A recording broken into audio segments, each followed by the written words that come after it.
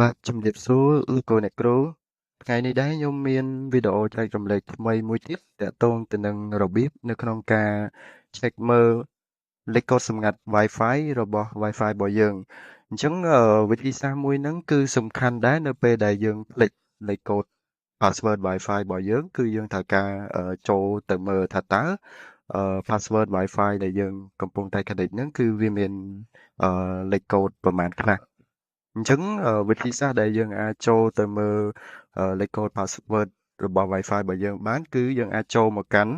អឺ icon នៅខាងស្ដាំដៃនៅខាងក្រោមគឺរូប icon រូប Wi-Fi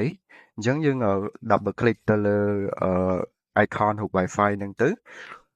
បាទនៅពេលដែលលោកគ្រូអ្នកគ្រូclick មកដល់ Wi-Fi លោកគ្រូនឹងឃើញឈ្មោះ Wi-Fi ដែលយើងកំពុងតែ connect គឺឈ្មោះ Home Wi-Fi 5G ហ្នឹងគឺជា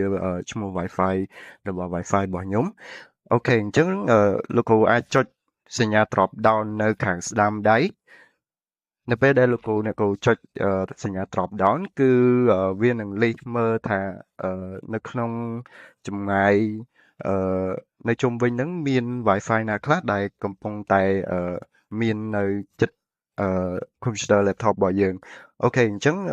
នៅពេលដែលយើងចង់ចូលទៅមើលថា Wi-Fi ដែលយើងកំពុងតែ connected ហ្នឹងគឺមាន password លេខប៉ុន្មានលោកគ្រូអ្នកគ្រូត្រូវចូលមកកាន់សញ្ញាអូសៀននៅខាងស្នាមដៃដែលមាន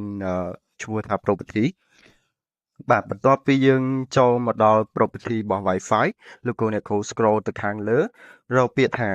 Wi-Fi and password បាទអញ្ចឹងនៅខាងស្ដាំដៃនៃពាក្យថា Wi-Fi and password ហ្នឹងគឺមានពាក្យថា show អញ្ចឹងលោកគ្រូចុចទៅលើពាក្យថា show បាទអញ្ចឹងនៅពេលដែលយើងចុចរួចហើយគឺវានឹង show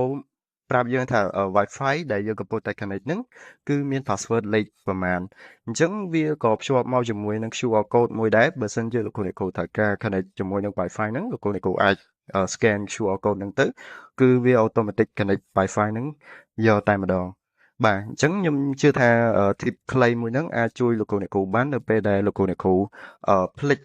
password Wi-Fi របស់ Wi-Fi របស់យើងលោកគ្រូអ្នកគ្រូអាចចូលមក check មើលលេខកូដ Wi-Fi យើងបានបាទអរគុណច្រើន